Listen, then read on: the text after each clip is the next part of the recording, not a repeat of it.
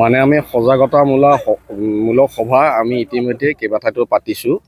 আজি এইখন অলপ বহল ভিত্তিত পতা হৈছে। মানে আমাৰ আয়ুক্ত মহোদয়ৰ অনুৰোধ মৰ্মে ২ নং চেঁচাপানী মানে আমাৰ কুমৰিকাটা বনাঞ্চলিক কাৰ্যালয়ৰ অন্তৰ্গত। মূল কাৰণটো হ'ল বনাঞ্চল জনাঞ্চললৈ পৰিণত হৈছে। এতিয়া বনাঞ্চল নাই, যাৰ খাদ্যৰ সন্ধানত হাতীবিলাক তললৈ নামি আহে। আৰু আপোনালোকে জানেই যে যিটো আমি সীমামূৰীয়া ঠাইত আছোঁ, ভূটান ভাৰত, আৰু সেই ভূটানত আগতে হাতীবিলাকেই অকণমান খাদ্য খাই ভূটানৰ ফালে গৈছিলে। আজিকালি ভূটানত যিখিনি ইণ্ডাষ্ট্ৰিবিলাক হৈ গ'ল, চিলিকন ইণ্ডাষ্ট্ৰি, বিয়েৰ ইণ্ডাষ্ট্ৰি বা তেনেকৈ চিমেণ্ট ইণ্ডাষ্ট্ৰি, কিছুমান নানা ধৰণৰ ইণ্ডাষ্ট্ৰি হৈছে। আকৌ তাৰ পিছতো তেওঁলোকে কি কৰিছে, তেওঁলোকে কমলা খেতি কৰে, এই খেতি কৰে। তেওঁলোকে এতিয়া বুদ্ধি এটা কৰিছে কি, তেওঁলোকে বেৰিকেড দি দিছে। যেনে ধৰক আপোনাৰ চলাৰ ফেঞ্চিং, ইলেক্ট্ৰিক ফেঞ্চিং দিছে, যিহেতুকে আমি এই কৰিব পৰা নাই, নিয়ম সফল হ'ব পৰা নাই। আমি নি পেলাই তাত আমি ৰৈ থাকোঁ, ৰৈ থাকিলে কিছুদিন পিছত আকৌ খাদ্যৰ সন্ধানত তাৰ পৰা নামি আহে। বিশেষকৈ বনাঞ্চল ধ্বংস হোৱাৰ মূল কাৰণৰ ফলতে এইটো হৈছে। স্থায়ী সমাধানৰ স্থায়ী সমাধান সূত্ৰ মানে এতিয়া আমি গছ গছনি ৰুব লাগিব, য'ত খালী ঠাই আছে, হাতীয়ে যিবিলাক খাদ্য খায় সেইবিলাকৰ আমি পৰিকল্পনা কৰি সেইবিলাকৰ ব্যৱস্থা কৰিব লাগিব। আৰু ৰাইজক আমি সজাগ কৰিব লাগিব, মানে হাতী মানুহৰ সংঘাত কেনেকৈ আমি নিৰ্মূল কৰিব পাৰোঁ, সেইকাৰণে মানুহো সজাগ হ'ব লাগিব। কেতিয়াবা দেখা যায় আমি হাতী খেদি নি আছোঁ, তেওঁলোকৰ এটা দণ্ডি থাকে, যিটো কৰিডৰ বুলি কয়।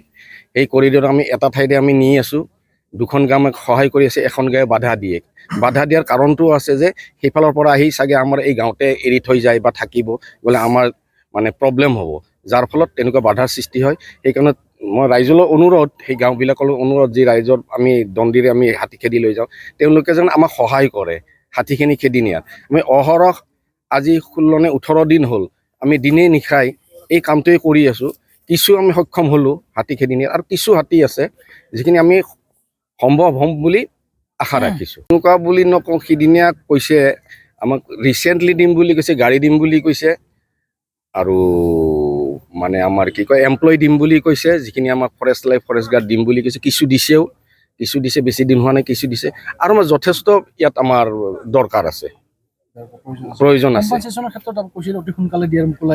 এতিয়া সেই ব্যৱস্থাটো কৰা হৈছে যে মানে উইদিন 24 আৱাৰ্ছ এজন মানুহ ঢুকালে তেওঁক দিয়া হ'ব 6 লাখ টকাৰ বিপৰীতে, 5 লাখ টকাৰ বিপৰীতে, 4 লাখৰ বিপৰীতে 6 লাখ টকা হৈছে। আগতে আছিল যে মানুহৰ যিটো ক্ৰপছ, যিটো মানে খেতি পথাৰত যদি নষ্ট হয় লামচাম এটা দিছিলে, এতিয়া লামচামটো নাই, বিঘাই প্ৰতি দিয়া হ'ব। আগতে যিমান বিঘা হৈছিলে লামচাম এটা 5, 6, 7 হাজাৰ 8 হাজাৰ তেনেকৈ দিছিলে। এইটো ভাল খবৰ, অসম চৰকাৰে ভাল এটা পদক্ষেপ লৈছে। এতিয়া পাৰ বিঘা তেওঁলোকে এমাউণ্ট এটা দিব, পাৰ বিঘা দিব। কি কৰিব লাগিব এইটো পাবৰ কাৰণে? এতিয়া পাবৰ কাৰণে একো নাই, আমাৰ জইণ্ট ছাৰ্ভে এটা হ'ব। জাষ্ট তাত আমাৰ বিটৰ মানুহ যাব, আৰু এইফালে আমাৰ এই মানুহ আহিব, ৰেঞ্জৰ মানুহ যাব, এপ্লিকেশ্যন কৰিব লাগিব ফটোসহ, আৰু চাৰ্কুল অফিচাৰো মানুহ থাকিব। তেনেকৈ পাই যাব।